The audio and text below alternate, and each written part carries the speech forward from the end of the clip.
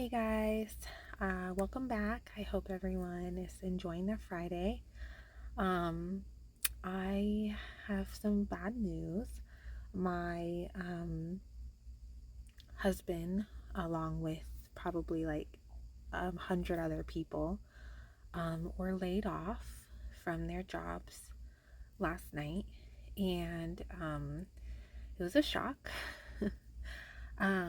But I'm telling you this because when my husband came home suddenly after going to work. He came home like very quickly, maybe an hour and a half later, and I'm in the bedroom with my daughter getting ready to put her to bed, and I'm like, "Oh my God, what are you doing here?" And he tells me they all got laid off, and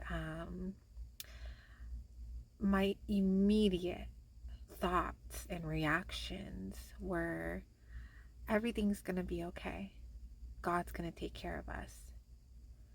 And I kept thinking and looking back at how God's always taking care of me, even before I brought him into my life. I look back and I'm like, I've always been okay in a variety of situations. And my mom used to joke, she was like, "Oh, you've got people watching out for you, like on the other side, And I look back now and I'm like, it was God. God's been watching out for me. God's been taking care of me behind the scenes this whole time. And, you know, I had to go through everything I went through to get to where I am today so that God can use me to help others. You know, if I didn't go through the things I went through, how can I help others? How can I inspire others? How can I help others if I didn't actually go through it myself? So, while I had to go through those things, God still watched out for me and made sure that I was safe and always okay. And when my husband came home last night and told me this, I was just like, there was just no doubt. There was no hesitation. I just immediately was like, God's going to take care of us. It's okay. God's doing something. Because literally, just the day before, so this happened last night, so the day before, Wednesday, I was praying to God and I asked him, I told him, my husband's going to school right now. Um, he'll be done in July. He's going to school to become an electrician. And,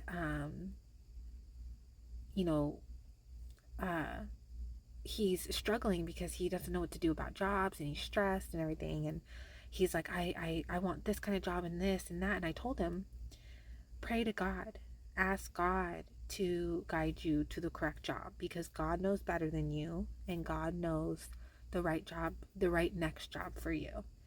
And he was like, and I was just like, no, like seriously. So I went and I prayed for him after I made the video the other day. I prayed for my husband and said, I don't know if my husband's asked or not, but I'm going to ask for him. And I said, please guide him to the correct next job that's best for him and our family. And then literally the next day, he gets laid off. And I know it could have just been a coincidence, but like, I don't know. I don't really believe in coincidences, but I just thought it was so crazy that like I prayed for that. And then the next day he gets laid off with a bunch of other people. And then my immediate thought and reaction is, oh, God's doing something. Like, God's doing something. God's guiding him to something next.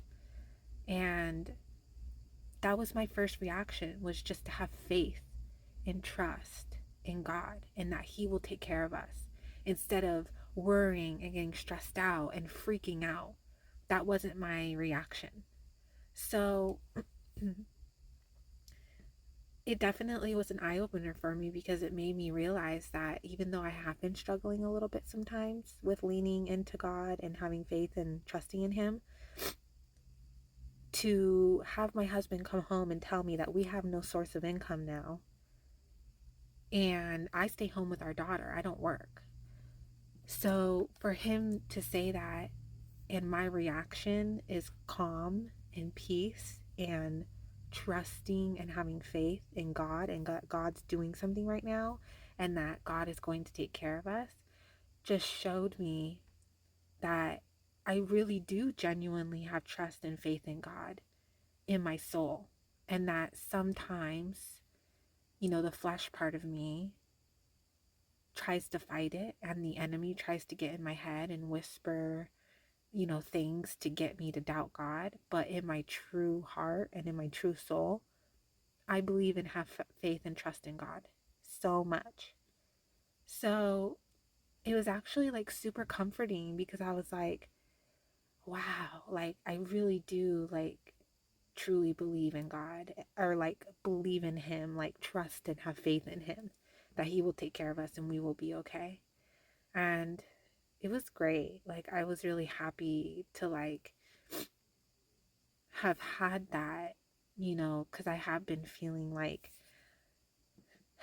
do I really like, trust in God, and like kind of just like doubting it a little bit. So to have that be my reaction last night when my husband came home, it was just like, yes, I do have faith and trust in God deeply. And I just need to keep on that and keep leaning into that. And I know that we're going to be okay. So I don't know, guys. I just believe it. Like, I don't even know how to like explain it. If you're like not here where I'm at yet, keep going down this path. Keep getting to know God. Keep working on this. Keep praying. Keep reading the Bible. And keep praying and asking God to give you this kind of faith and trust in Him. And be patient. Be patient. This is not something that's going to happen overnight. This is something that you will build with God. He will help you see, and He will show you that you can trust Him and lean on Him and put your faith in Him.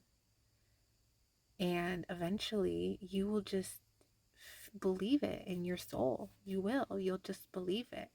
But you have to give God a chance. You have to really give Him a chance, and you have to be patient, and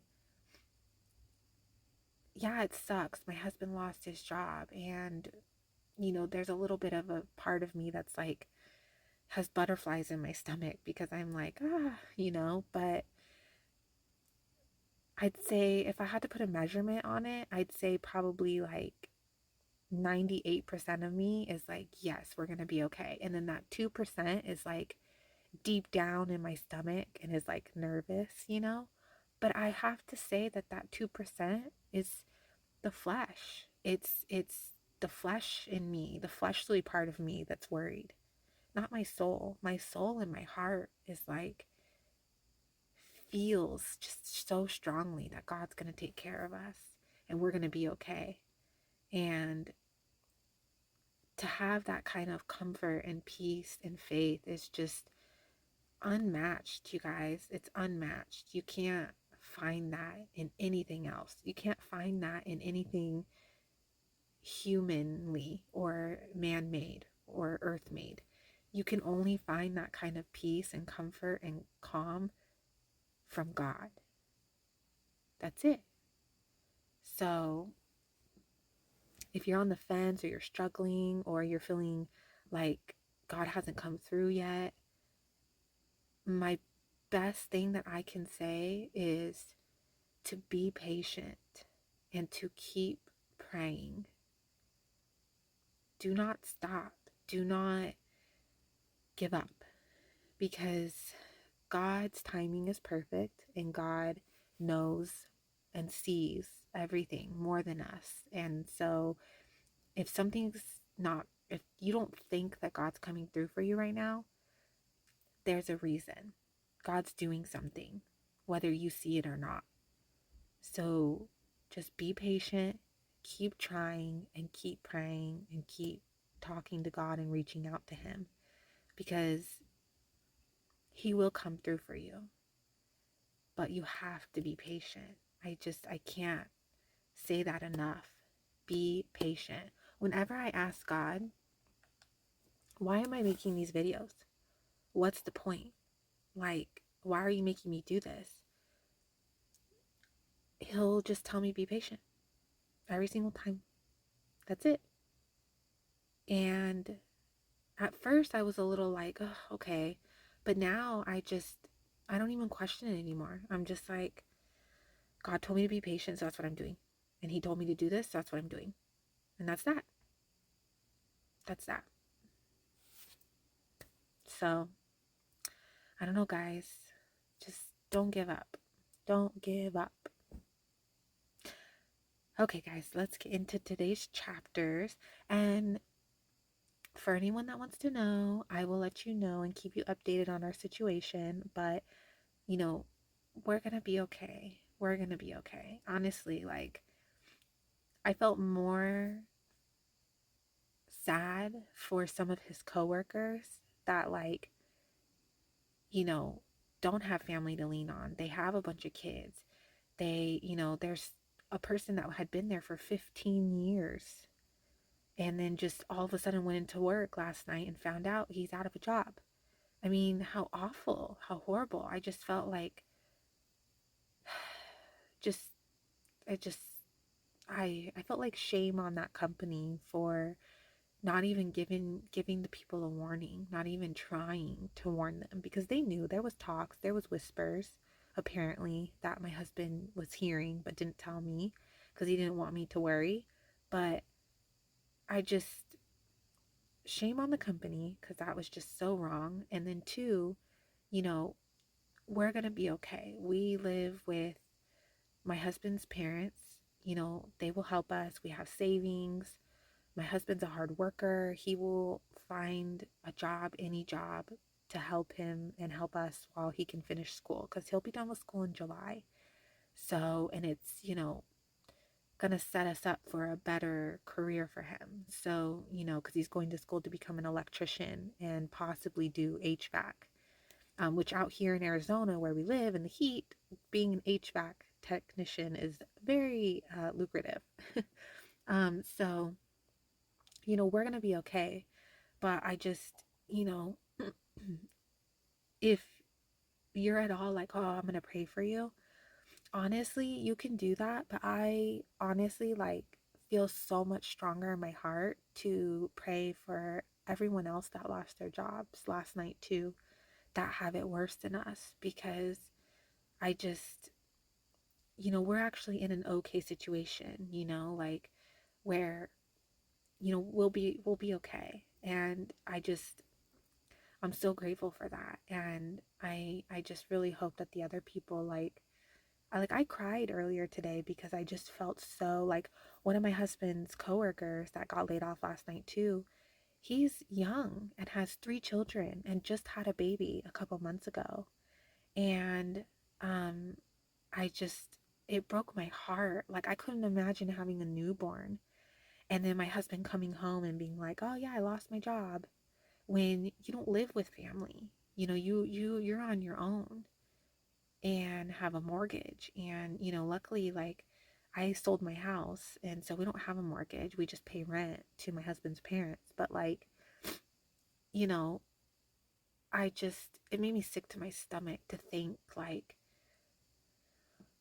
about everyone else, who are just gonna, hopefully, I hope and pray that they all find jobs and are okay. Like, it just makes me sick to my stomach, thinking about it. And it made me cry this morning. I'm not gonna lie. It hurt my heart.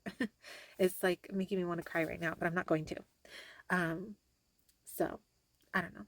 Pray for them.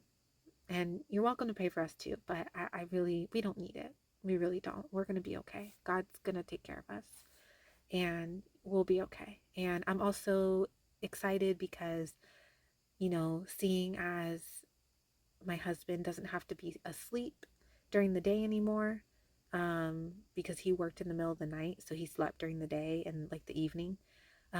He is going to come to church on Sunday, so I'm very excited about that. Because I've been wanting him to come to church for so long, but he hasn't been able to because that's usually when he's asleep for work. And so I told him last night, I go, "You're coming to church on Sunday?" And he was like, "Yes." And I was like, "Okay, good." So I'm trying to find the positives, and I think the biggest thing right now is like to not worry and turn to God, lean on God, because God's going to take care of us. And that's the best thing that we can do right now. So I'm just not even hesitating. When my husband today was like, "Oh, what do you do? When our daughter takes a nap," and I go, "I spend that time with God. I read the Bible, I make my videos, and I pray." And he was like, "Okay." And I was like, "I'm not gonna take that time away from God because, you know, that's my time that I get to do what God's asked of me to do, which is share my journey and make these videos and to pray and spend time with him. So I have to, I have to, I can't give that up." And he completely respected that. So I was very happy about that. And I didn't even hesitate. I was like, it wasn't even an option to like not do that. It was just like, yeah, that's what I do during her nap. And that's that, like I didn't even like, there wasn't even a part of me that was like, oh, well, maybe, I'll skip a day. I was like, no, like, I'm telling you guys, I'm disciplined. I'm on it. I'm going through a good streak right now. And I do not want to give it up. So, because I've been feeling so much better since I've been reading the Bible every day and being consistent and praying and turning to God. And let me tell you, the more I turn to God and lean on Him and turn to Him, the better I feel. And so if you're struggling and you're having trouble and you're trying to find solutions, stop, turn to God and pray. That is your solution. Promise you. You may not see it right away, but I promise you that's your solution. So let's get into it. And Nehemiah, who was the governor, Ezra, the priest and scribe, and the Levites who taught the people, said to all the people, "This day is holy to the Lord your God. Do not mourn nor weep." For all the people wept when they heard the words of the law. Then he said to them, "Go your way, eat the fat, drink the sweet, and send portions to those for whom nothing is prepared. For this day is holy to our Lord. Do not sorrow, for the joy of the Lord is your strength." So the Levites quieted all the people, saying, "Be still, for the day is holy. Do not be grieved."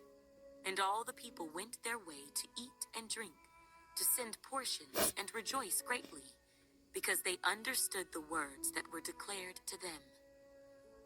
Now on the second day, the heads of the fathers' houses of all the people, with the priests and Levites, were gathered to Ezra the scribe, in order to understand the words of the law. And they found written in the law, which the Lord had commanded by Moses, that the children of Israel should dwell in booths during the feast of the 7th month, and that they should announce and proclaim in all their cities and in Jerusalem, saying, "Go out to the mountain and bring olive branches, branches of oil trees, myrtle branches, palm branches, and branches of leafy trees, to make booths, as it is written." Then the people went out and brought them and made themselves booths, each one on the roof of his house, or in their courtyards, or the courts of the house of God, and in the open square of the water gate, and in the open square of the gate of Ephraim. So the whole assembly of those who had returned from the captivity made booths and sat under the booths. For since the days of Joshua, the son of Nun, until that day, the children of Israel had not done so. And there was very great gladness. Also, day by day, from the first day until the last day, he read from the book of the law of God. And they kept the feast 7 days. And on the 8th day, there was a sacred assembly, according to the prescribed manner. Now on the 24th day of this month, the children of Israel were assembled with fasting, in sackcloth, and with dust on their heads. Then those of Israelite lineage separated themselves from all foreigners, and they stood and confessed their sins and the iniquities of their fathers. And they stood up in their place and read from the book of the law of the Lord their God for 1/4 of the day. And for another fourth they confessed and worshipped the Lord their God. Then Jeshua, Bani, Kadmiel, Shebaniah, Bunni, Sherebiah, Bani, and Canaani stood on the stairs of the Levites and cried out with a loud voice to the Lord their God. And the Levites, Jeshua, Kadmiel, Bani, Hashabniah, Sherebiah, Hodijah, Shebaniah, and Pethahiah said, Stand up and bless the Lord your God forever and ever. Blessed be your glorious name, which is exalted above all blessing and praise. You alone are the Lord. You have made heaven, the heaven of heavens, with all their host, the earth and everything on it, the seas and all that is in them, and you preserve them all. The host of heaven worships you. You are the Lord God who chose Abram and brought him out of Ur of the Chaldeans and gave him the name Abraham. You found his heart faithful before you and made a covenant with him to give the land of the Canaanites, the Hittites, the Amorites, the Perizzites, the Jebusites, and the Girgashites, to give it to his descendants. You have performed your words, for you are righteous. You saw the affliction of our fathers in Egypt and heard their cry by the Red Sea. You showed signs and wonders against Pharaoh, against all his servants, and against all the people of his land, for you knew that they acted proudly against them. So you made a name for yourself, as it is this day. And you divided the sea before them, so that they went through the midst of the sea on the dry land. And their persecutors you threw into the deep, as a stone into the mighty waters. Moreover, you led them by day with a cloudy pillar, and by night with a pillar of fire, to give them light on the road which they should travel. You came down also on Mount Sinai, and spoke with them from heaven, and gave them just ordinances and true laws, good statutes and commandments. You made known to them your holy Sabbath, and commanded them precepts, statutes, and laws, by the hand of Moses your servant. You gave them bread from heaven for their hunger, and brought them water out of the rock for their thirst, and told them to go in to possess the land which you had sworn to give them. But they and our fathers acted proudly, hardened their necks, and did not heed your commandments. They refused to obey, and they were not mindful of your wonders that you did among them. But they hardened their necks, and in their rebellion they appointed a leader to return to their bondage. But you are God, ready to pardon, gracious and merciful, slow to anger, abundant in kindness, and did not forsake them. Even when they made a molded calf for themselves, and said, This is your God, that brought you up out of Egypt, and worked great provocations. Yet in your manifold mercies, you did not forsake them in the wilderness. The pillar of the cloud did not depart from them by day, to lead them on the road, nor the pillar of fire by night, to show them light and the way they should go. You also gave your good spirit to instruct them, and did not withhold your manna from their mouth, and gave them water for their thirst. 40 years you sustained them in the wilderness. They lacked nothing. Their clothes did not wear out, and their feet did not swell. Moreover, you gave them kingdoms and nations, and divided them into districts. So they took possession of the land of Sihon, the land of the king of Heshbon, and the land of Og, king of Bashan. You also multiplied their children as the stars of heaven, and brought them into the land which you had told their fathers to go in and possess. So the people went in and possessed the land. You subdued before them the inhabitants of the land, the Canaanites, and gave them into their hands with their kings and the people of the land, that they might do with them as they wished. And they took strong cities and a rich land, and possessed houses full of all goods. cisterns already dug, vineyards, olive groves, and fruit trees in abundance. So they ate and were filled and grew fat and delighted themselves in your great goodness. Nevertheless, they were disobedient and rebelled against you, cast your law behind their backs, and killed your prophets who testified against them to turn them to yourself. And they worked great provocations. Therefore, you delivered them into the hand of their enemies, who oppressed them. And in the time of their trouble, when they cried to you, you heard from heaven, and according to your abundant mercies, you gave them deliverers who saved them from the hand of their enemies. But after they had rest, they again did evil before you. Therefore you left them in the hand of their enemies, so that they had dominion over them. Yet when they returned and cried out to you, you heard from heaven, and many times you delivered them according to your mercies, and testified against them, that you might bring them back to your law. Yet they acted proudly, and did not heed your commandments, but sinned against your judgments, which if a man does, he shall live by them. And they shrugged their shoulders, stiffened their necks, and would not hear. Yet for many years you had patience with them, and testified against them by your spirit in your prophets. Yet they would not listen. Therefore you gave them into the hand of the peoples of the lands. Nevertheless, in your great mercy, you did not utterly consume them, nor forsake them. For you are God, gracious and merciful. Now therefore, our God, the great, the mighty and awesome God, who keeps covenant and mercy, do not let all the trouble seem small before you that has come upon us, our kings and our princes, our priests and our prophets, our fathers, and on all your people, from the days of the kings of Assyria until this day. However, you are just in all that has befallen us, for you have dealt faithfully, but we have done wickedly.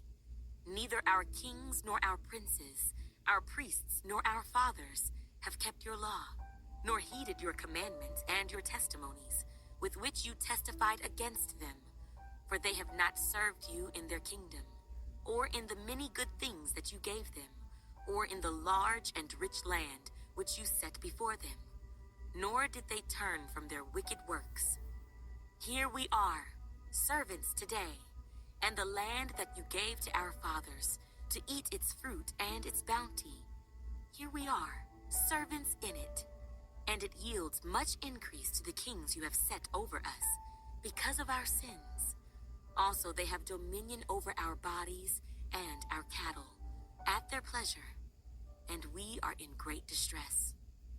And because of all this, we make a sure covenant and write it.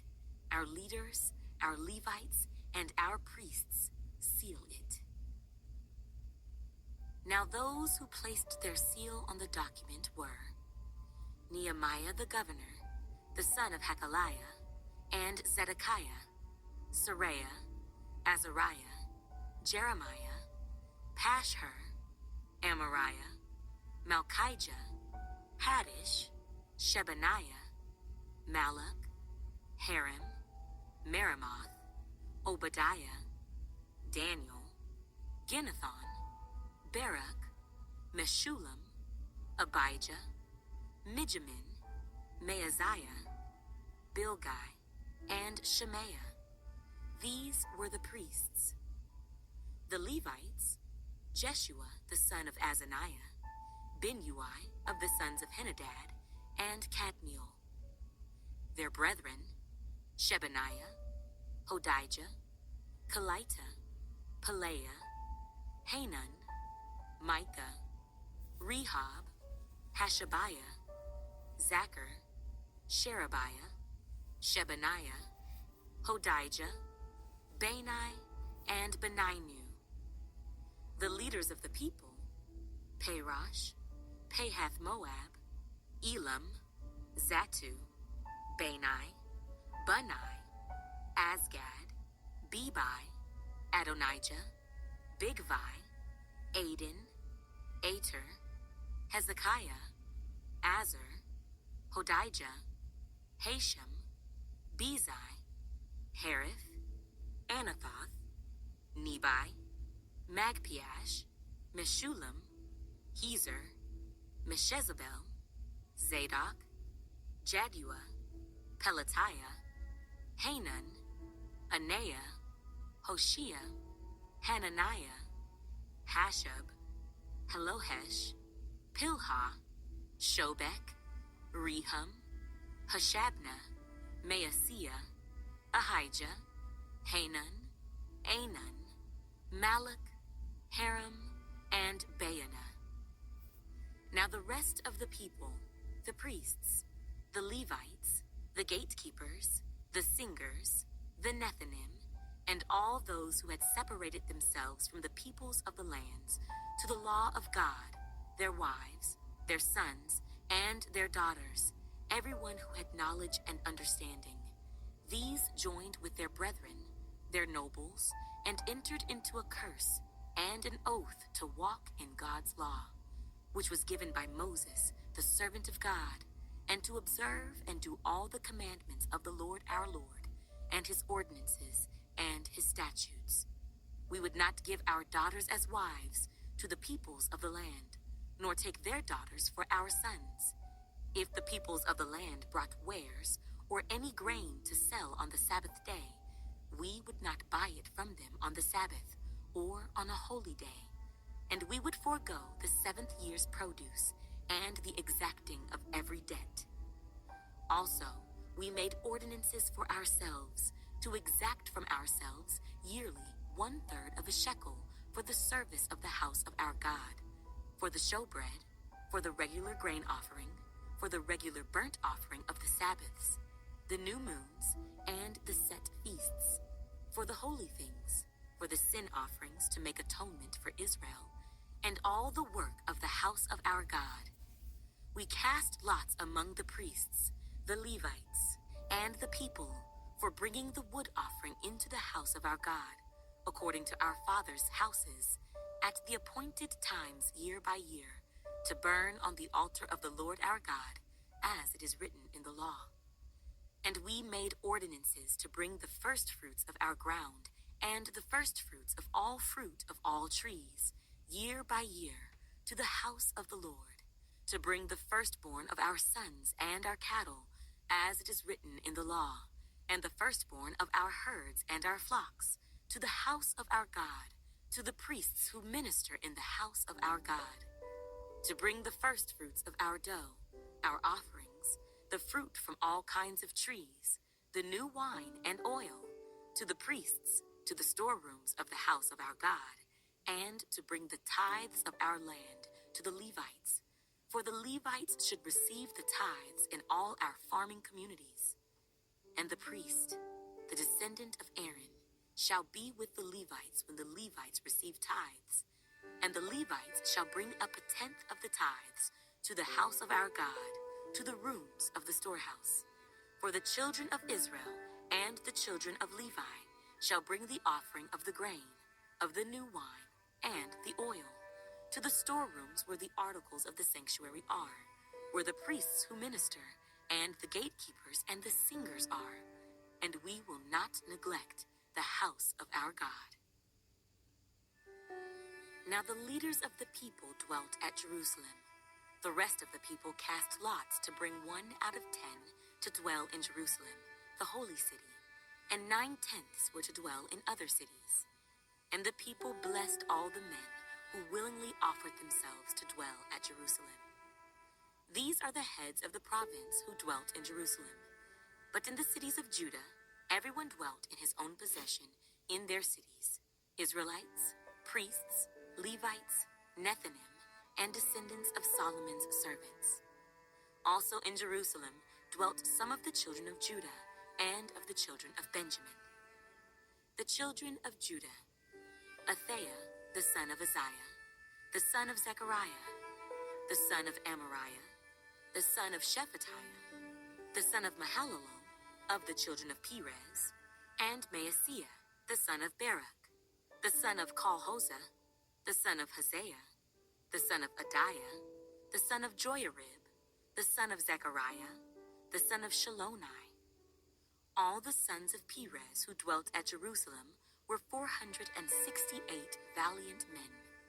And these are the sons of Benjamin: Salu, the son of Meshullam, the son of Joed, the son of Pedaiah, the son of Kolaiah, the son of Maaseiah, the son of Ithiel, the son of Jeshiah, and after him Gabai and Salai, 928. Joel, the son of Zichri, was their overseer, and Judah, the son of Senua, was second over the city. Of the priests, Jedaiah, the son of Joyarib, and Jachin, Sariah, the son of Hilkiah, the son of Meshullam, the son of Zadok, the son of Meraioth, the son of Ahitub, was the leader of the house of God. Their brethren who did the work of the house were 822. And Adiah, the son of Jeroham, the son of Pelaliah, the son of Amzai, the son of Zechariah, the son of Pashhur, the son of Malchijah, and his brethren, heads of the fathers' houses, were 242. And Amashai, the son of Azarel, the son of Azai, the son of Meshillemoth, the son of Immer, and their brethren, mighty men of valor, were 128. Their overseer was Zabdiel, the son of one of the great men. Also of the Levites, Shemaiah, the son of Hashab, the son of Azrikam, the son of Hashabiah, the son of Bunai, Sabbathai, and Jozabad, of the heads of the Levites, had the oversight of the business outside of the house of God. Mattaniah, the son of Micah, the son of Zabdi, the son of Asaph, the leader who began the thanksgiving with prayer, Bakbukiah, the second among his brethren, and Abda, the son of Shammua, the son of Galal, the son of Jeduthun. All the Levites in the holy city were 284. Moreover, the gatekeepers, Akub, Talmon, and their brethren who kept the gates were 172. And the rest of Israel, of the priests and Levites, were in all the cities of Judah, every one in his inheritance. But the Nethinim dwelt in Ophel, and Zihah and Gishpa were over the Nethinim. Okay, guys, there we have it. Sorry that today's video is a little long. I just, I don't know, I really wanted to share, what happened last night and how, my first instinct was to just have faith and trust in God. And, I really hope that if you're not there yet with God, I hope and pray that you get there with God, because let me tell you, having that peace in your life and that trust and faith in Him is unmatched. You can't find that in another human being. I mean, at least in my experience, I feel like humans, you're always going to be let down in some way or another by another human, especially even yourself. You're going to let yourself down. But God will be there for you, but you have to lean on Him, trust in Him, have faith in Him, be obedient to Him, because He only wants to do what's best for you. So you just have to trust Him, even if you don't see it, even if you don't understand the bigger picture, because bad things will happen, but God will take care of you. He'll find a way, and He will use the bad things for good. So okay, guys, well, I will see you guys tomorrow, and I hope everyone has a good night.